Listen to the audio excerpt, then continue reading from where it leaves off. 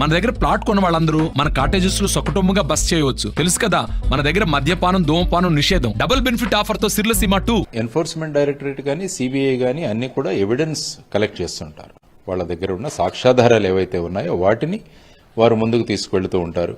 ఒక్కొక్కసారి మన దగ్గర ఉన్న సాక్ష్యాధారాలను పరిశీలించడానికి వాళ్ళని పిలుస్తుండొచ్చు, ఒక విట్నెస్ గా కూడా పిలవచ్చు, మనల్ని ఒక సాక్షిగా కూడా పిలవచ్చు, ఒక అనుమానితులుగా మనల్ని పిలవచ్చు. సో అన్ని రకాలుగా ఉన్నాయి. ఎప్పుడు కూడా ఇన్వెస్టిగేషన్ అనేది వాళ్ళ దగ్గర ఉన్న సాక్ష్యాధారాలను బట్టి ఆధారపడి ఉంటుంది.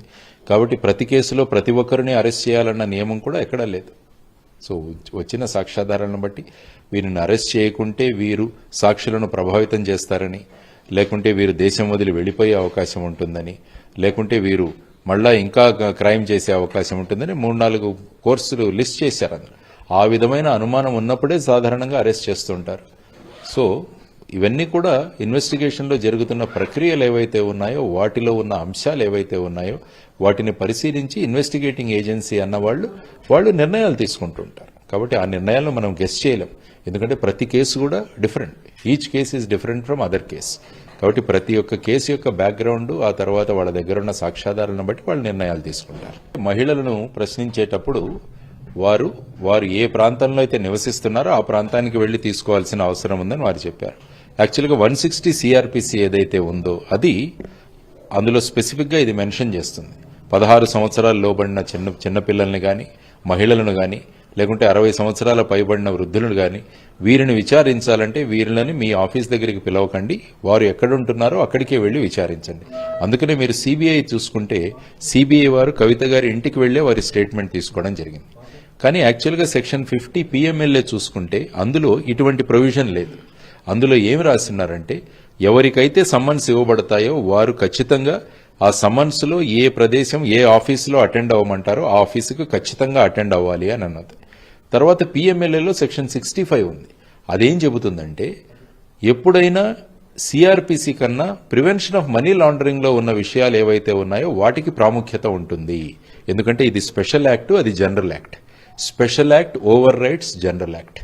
కానీ ఇందులో వారు ఏమంటున్నారంటే ఇందులో స్పెసిఫిక్ గా మెన్షన్ చేయలేదు కాబట్టి సిఆర్పిసిలో ఉన్న 160 కూడా ఏదైతే ఉంటుందో అందులో మహిళలకు సంబంధించి అది ఇక్కడ కూడా వర్తిస్తుంది అన్నది వాళ్ళ ఇంటర్ప్రిటేషన్. కానీ ఇంతకుముందు జరిగిన కేసు ఏదైతే ఉందో నళిని చిదంబరం గారు అని చెప్పేసి మద్రాస్ హైకోర్టులో వెళితే వారు ఏమన్నారంటే ఇది పిఎంఎల్ఏ అన్నది స్పెషల్ యాక్ట్ కాబట్టి వారు అటెండ్ అవ్వాల్సిందే అని చెప్పడం జరిగింది. దాన్ని ఐ థింక్ సుప్రీంకోర్టులో వెళ్లారనుకుంటాను.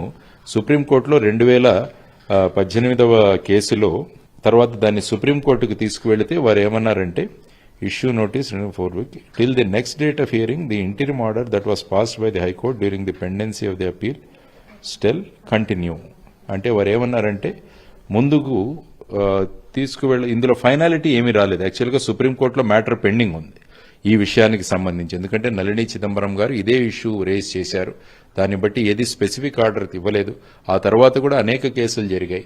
For example national stock exchange case కూర్చుంటే అందులో చిత్రా రామకృష్ణన్ గారు ఉన్నారు. వారిని కూడా అరెస్ట్ చేయడం జరిగింది, వారిని కూడా పిలవడం జరిగింది. వారు కూడా మహిళే కానీ ఫైనల్ గా ఆవిడను కూడా ఈడీ ఆఫీసుకు పిలవడం జరిగింది. తర్వాత ఇక్బాల్ మిర్చి కేసులో కూడా ఒకటి ఆ విధంగా మహిళలు ఇన్వాల్వ్ అయితే వాళ్ళని కూడా పిలిచారు. కాబట్టి నేను అనుకోవడం ఎమ్మెల్సీ కవిత గారు రేజ్ చేసిన ఈ ఇష్యూలో ఖచ్చితంగా సుప్రీంకోర్టు ఒక ఫైనల్ ఆర్డర్ ఇస్తుందని నేను అనుకుంటాను. అంటే మహిళలను మీ ఆఫీసుకు పిలిచే అధికారం ఉందా లేదా అన్న దాంట్లో ఒక క్లారిటీ రాబోతోంది.